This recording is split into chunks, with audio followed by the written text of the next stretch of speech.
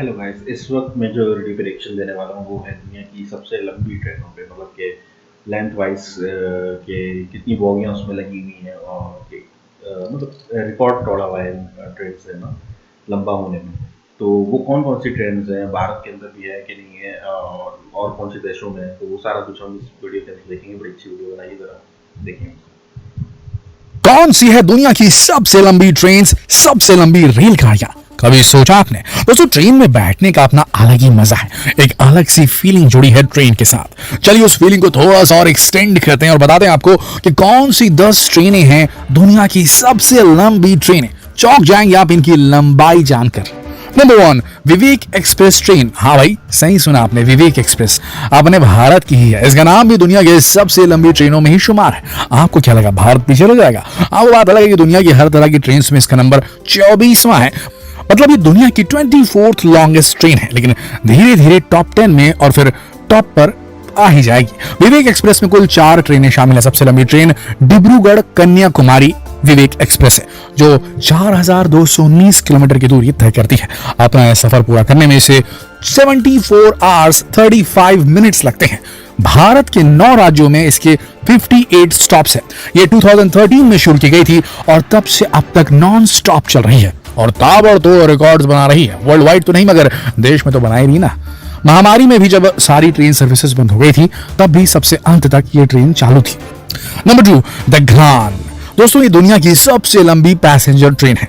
Australia की ये train है और जब से ये एग्जिस्टेंस में आई है तभी से सबसे लंबी पैसेंजर ट्रेन का खिताब इसी के पास है। मतलब ट्रेनों की महारानी है ये। 44 कोच की ये ट्रेन है, 2 इंजन है, लेकिन अब इसमें 2016 के बाद 670 फीट की लंबाई और बढ़ा दी गई है। अब ये 3600 फुट लंबी है। इसकी सर्विसेज तो ऐसी हैं कि भारत के एवरेज होटल्स में भी ना मिले।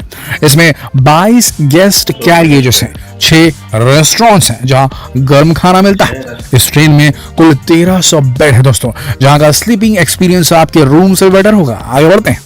नंबर 3, अब सुविधाओं की बात और पेरिस का जिक्र ना आए ऐसा तो कभी हो सकता है भला। नंबर 3 पर है पेरिस मॉस्को ट्रेन, जो नाम से ही पता चलता है पेरिस से मॉस्को तक जाती है। ये यूरोप की सेकेंड लॉन्गेस्ट पैसेंजर ट्रेन है। लॉन्गेस्ट के साथ ही ये बेस्ट, मोस्ट कंफर्टेबल और मोस्ट स्टाइलिश भी है।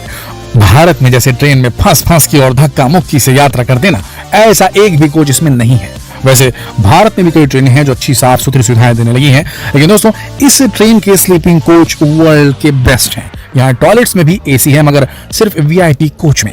इसमें बढ़िया रेस्टोरेंट हैं, बिल्कुल साफ सुथरे टॉयलेट्स हैं, जो अक्सर अच्छी से अच्छी ट्रेनों में भी नहीं होते। यहाँ अलग से सोफे भी हैं जिनमें अलग से एसी की सुविधा है। साथ ही यहाँ ऐसे टॉयलेट्स भी हैं जिनमें सोफा लगा हुआ है और तो और हॉट शावर की भी सुविधा है। मतलब घर से या किसी होटल से भी अच्छा है। तो यहाँ फ्लैट स्क्रीन टीवी और सीडी प्लेयर्स भी हैं।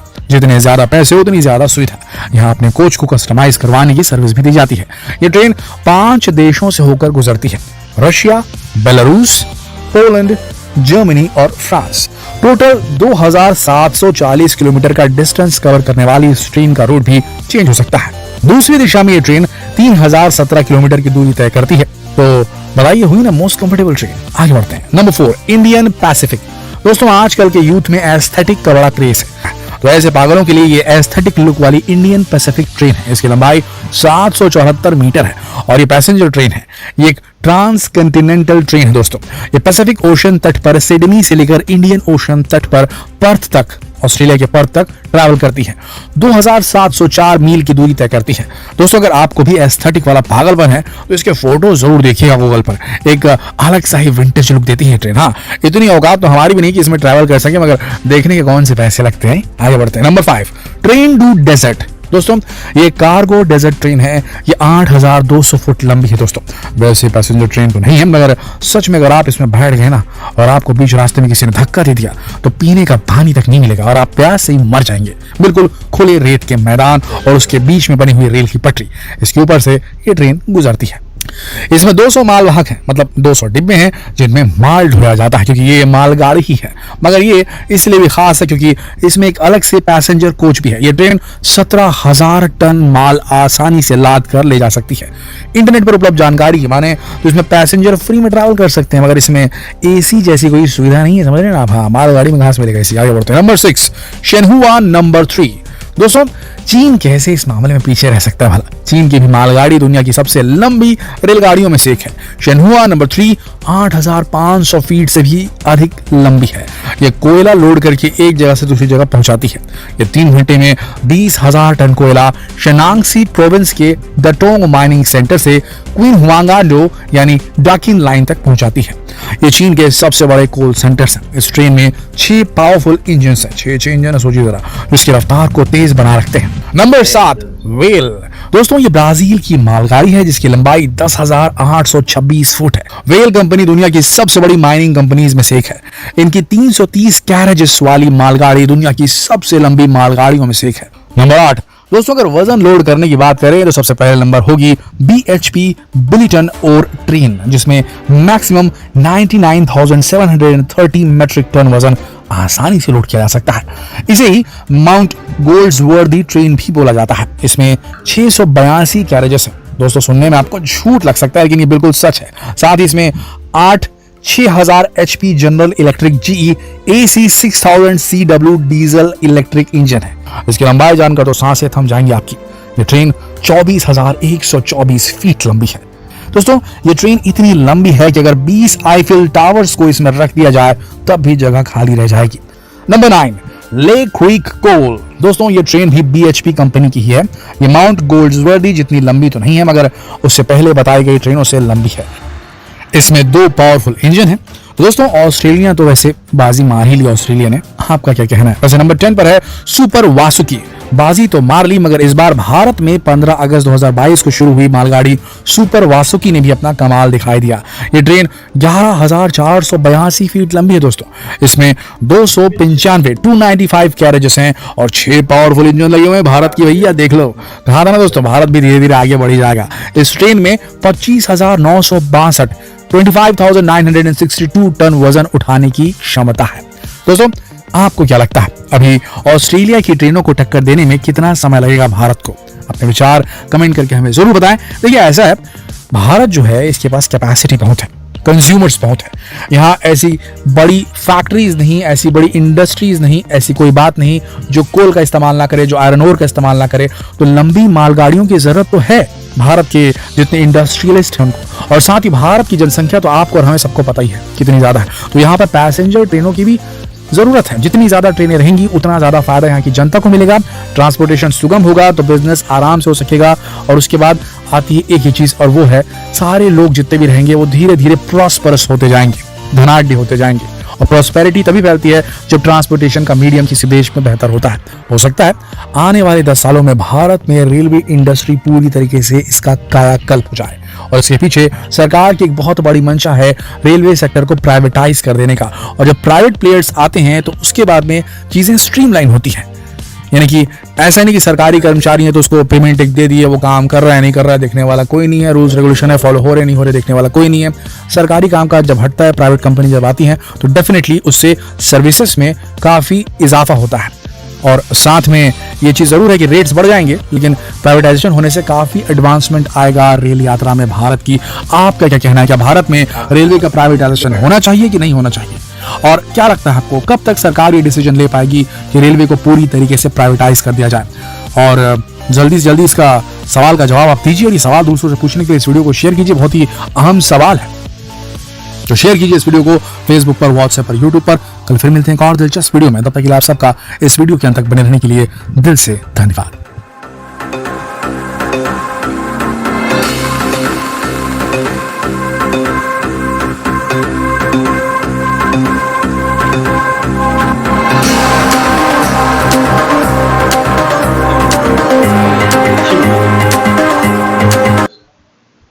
बहुत अच्छी वीडियो बनाई है इन्होंने बेसिकली। लेकिन इसमें एक चीज़, एक बात बड़ी अच्छी इन्होंने की है, क्या हम इसको प्राइवेट कर दें, यानी कि ट्रेन का जो ठेका है तो उसको क्या हमें फ़ायदा मिलेगा? देखिए कोई भी डेमोक्रेटिक कंट्री होता है ना, उसको उसमें जितनी चीज़ें प्राइवेटाइज हो जाती हैं ना उसको उतनी फ़ायदा होता है। गवर्नमेंट लेवल पे जब फ़ायदा होता है कि आप गवर्नमेंट के हाथ में जब वहाँ पे डिक्टेटरशिप हो, तो अगर किसी निज़ाम को सही चलाना है गवर्नमेंट के थ्रू तो फिर डिक्टेटरशिप में, यानी जो जो देखा गया है, मैं ये नहीं कह रहा, मेरी अपनी राय नहीं है, अगर आप खुद भी देखें तो आपको अंदाजा होगा, लेकिन जो डेमोक्रेटिक कंट्री ना, वहाँ पे ज़्यादातर अगर आप प्राइवेटाइजेशन कर देना चीज़ों की, इंडस्ट्रीज़ की, तो वो ज़्यादा फ्लोरिश करती है। तो मेरे हिसाब से इंडिया में अगर इसको प्राइवेटाइज कर दिया जाए तो ये ज़्यादा फ्लोरिश करेगा। और दूसरी बात ये कि ट्रेंडिंग भी होना चाहिए कि लोग जो है वो ट्रेनों में सफ़र कर रहे हैं या नहीं कर रहे हैं, समझ रहे? तो उनका क्या ट्रेंड है, मालगाड़ी की हद तक तो सही है, लेकिन ये कि क्या वो कर सकते हैं, क्या वो ट्रैवल कर सकते हैं इस तरह, वो हैं इसके आदि के नहीं हैं, तो ये भी है ट्रेंडिंग ऑप्शन भी है। और तीसरी चीज़ ये कि देखें, ट्रक्स हैं, ट्रक्स अच्छा खासा माल पहुंचा देते हैं, ठीक है, अच्छा, लेकिन जो ट्रक काम कर सकता है वो ट्रेन काम नहीं कर सकती, समझ रहे? ट्रक्स ट्रकिंग जो है ना, पूरी एक साइंस है, तो उसको हम ऑटो पायलट नहीं कर सकते जैसे ट्रेन है ना। तो ट्रेन में भी एक बंदा होता है, लेकिन ये कि अच्छा खासी ऑटो पायलट किस्म की चीज़ होती है, लेकिन ऐसी जगहें जहाँ पे ट्रकिंग का ज़्यादा वो हो सकता है, वो मतलब कि कुछ ऐसी जगहें होती हैं जहाँ पे मैनुअली बहुत वर्क करने की जरूरत पड़ती है कि सफ़र में ही कि आप इसको किस तरह वो रख सकते हैं, तो वो उस वक्त उसको प्राइवेटाइज कर दें, अगर ट्रकिंग को प्राइवेटाइज कर दें तो भी इसमें फ़ायदा है, समझ रहे हैं? तो ट्रेन जो है ना, वो इसका अल्टरनेटिव कुछ जगहों पे नहीं हो पाती जहाँ पे ट्रकिंग चलती है। तो ये सब देखना पड़ता है, ये सब गवर्नमेंट लेवल के वो हैं, क्योंकि कनाडा ने एक दफ़ा ये डिसीजन लिया था कि हम क्योंकि ट्रैकिंग क्राइसिस आए हुए ना कनाडा के अंदर, तो उन्होंने कहा कि यार हम लोग क्यों ना ट्रेन चलाना शुरू कर दें, ट्रेन के ऊपर करें या ट्रकिंग का लोड कम से कम हो जाए।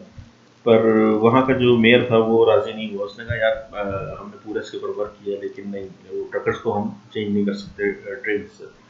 खैर ये तो एक बात रही। चलें, वीडियो बहुत अच्छी थी, इसको लाइक एंड सब्सक्राइब करिएगा और मेरी वीडियो को भी लाइक एंड सब्सक्राइब कर दें। मिलते हैं एक और वीडियो के साथ और देखते हैं इंडिया और कितनी तरक्की जा रहा है। Thank you very much.